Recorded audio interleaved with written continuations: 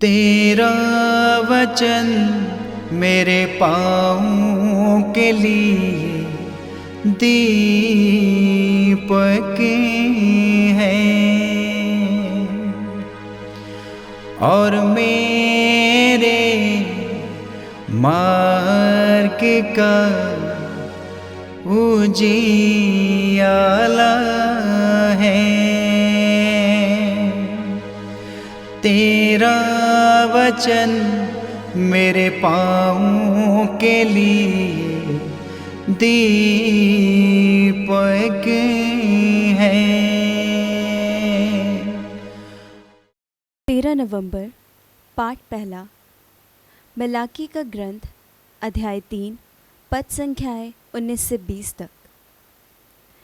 क्योंकि वह दिन आ रहा है, वह धधकती भट्टी के सरदर्श हैं। सभी अभिमानी तथा कुकर्मी कुटियों के सरदर्श होंगे। विश्वमंडल का प्रभु यह कहता है, वह दिन उन्हें भस्म कर देगा। उनका ना तो ठंडल रह जाएगा और ना जड़ ही, किंतु तुम पर जो मुझ पर श्रद्धा रखते हो, धर्म के सूर्य का उदय होगा और उनकी किरणें तुम्हें स्वास्थ्य प्रदान करेंगी। तब तुम उसी प्रकार उछलोगे जैसे बछड़े बागे से निकलकर उछलने कूदने लगते हैं। यह प्रभु की वाणी है। ईश्वर को धन्यवाद। भजन अनुवाक्य। उसने राष्ट्रों के लिए अपना न्याय प्रदर्शित किया है। उसने राष्ट्रों के लिए अपना न्याय प्रदर्शित किया है। वीणा बजाते हुए प्रभु के आदर में भजन गाकर सुनाओ। तुहरी और नरसिंघा बजाते हुए अपने प्रभु ईश्वर का जयकार करो। अनुवाक्य। उसने राष्ट्रों के लिए अपना न्याय प्रदर्शित किया है। समुद्र की लहरें गरजने लगे, पृथ्वी और उसके निवासी जयकार करें। नदियाँ तालियां बजाएं और पर्वत आनंदित हो उठे। अनुवाक्य। उसने राष्ट्रों के लिए अपना न्याय प्रदर्शित किया है। प्रभु पृथ्वी का न्याय करने आ रहा है। वह न्यायपूर्वक संसार का शासन करेगा। वह निष्पक्ष होकर राष्ट्रों का न्याय करेगा। अनुवाक्य। उसने राष्ट्रों के लिए अपना न्याय प्रदर्शित किया है। पाठ दूसरा थस्सलोनिकियों के नाम संत पौलुस का दूसरा पत्र अध्याय 3 7 से 12 आयत तक। आप लोगों को मेरा अनुकरण करना चाहिए। आप स्वयं जानते हैं, आपके बीच रहते समय हम आक्रमण्य नहीं थे।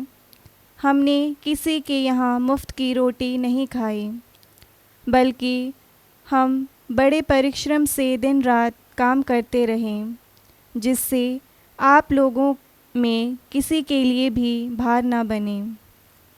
हमें इसका अधिकार नहीं था, ऐसी बात नहीं, बल्कि हम आपके सामने एक आदेश रखना चाहते थे जिसका आप अनुकरण कर सकें। आपके बीच रहते समय हमने आपको यह नियम दिया, जो काम करना नहीं चाहता उसे भोजन नहीं दिया जाए। अब हमारे सुनने में आता है कि आप में कुछ लोग आलस्य का जीवन बिताते हैं। वे स्वयं काम करना नहीं चाहते और दूसरों के काम में बाधा डालते हैं। हम ऐसे लोगों को प्रभु ईसा मसीह के नाम पर यह आदेश देते हैं और उनसे अनुरोध करते हैं कि वे चुपचाप काम करते रहें और अपनी कमाई की रोटी खाएं। यह प्रभु की वाणी है। ईश्वर को धन्यवाद। जय घोष। हालेलुया। अनुवाक्य। हालेलुया। उठकर खड़े हो जाओ और सिर ऊपर उठाओ, क्योंकि तुम्हारी मुक्ति निकट है। अनुवाक्य। हालेलुया। पवित्र सुसमाचार संत लूकस के अनुसार अध्याय 21 पद संख्या 5 से 19 तक। कुछ लोग मंदिर के विषय में कह रहे थे कि वह सुंदर पत्थरों और मनोती के उपहारों से सजा है।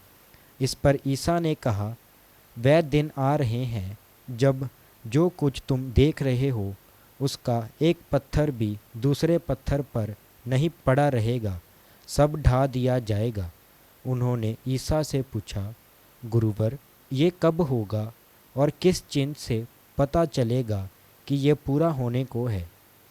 उन्होंने उत्तर दिया, सावधान रहो, तुम्हें कोई नहीं बहकाए, क्योंकि बहुत से लोग मेरा नाम लेकर आएंगे और कहेंगे, मैं वही हूँ और वह समय आ गया है। उनके अनुयायी नहीं बनोगे। जब तुम युद्धों और क्रांतियों की चर्चा सुनोगे तो मत घबराना, पहले ऐसा हो जाना अनिवार्य है, परंतु यही अंत नहीं है। तब ईसा ने उनसे कहा, राष्ट्र के विरुद्ध राष्ट्र उठ खड़ा होगा और राज्य के विरुद्ध राज्य। भारी भूकंप होंगे, जहाँ तहाँ महामारी तथा अकाल पड़ेगा। आतंकित करने वाले दृश्य दिखाई देंगे और आकाश में महान चिन्ह प्रकट होंगे। ये सब घटित होने के पूर्व लोग मेरे नाम के कारण तुम पर हाथ डालेंगे, तुम पर अत्याचार करेंगे, तुम्हें सभागृहों तथा बंदी गृहों के हवाले कर देंगे और राजाओं तथा शासकों के सामने खींच ले जाएंगे। ये तुम्हारे लिए साक्ष्य देने का अवसर होगा।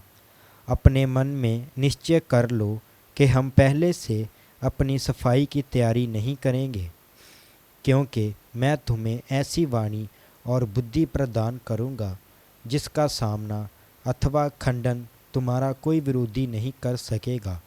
तुम्हारे माता पिता, भाई, कुटुंबी और मित्र भी तुम्हें पकड़वाएंगे। तुम में से कितनों को मार डाला जाएगा और मेरे नाम के कारण सब लोग तुमसे बैर करेंगे। फिर भी तुम्हारा सिर का एक बाल भी बांका नहीं होगा। अपने धैर्य से तुम अपनी आत्माओं को बचा लोगे। यह प्रभु का पवित्र सुसमाचार है। क्रिस्त की जय।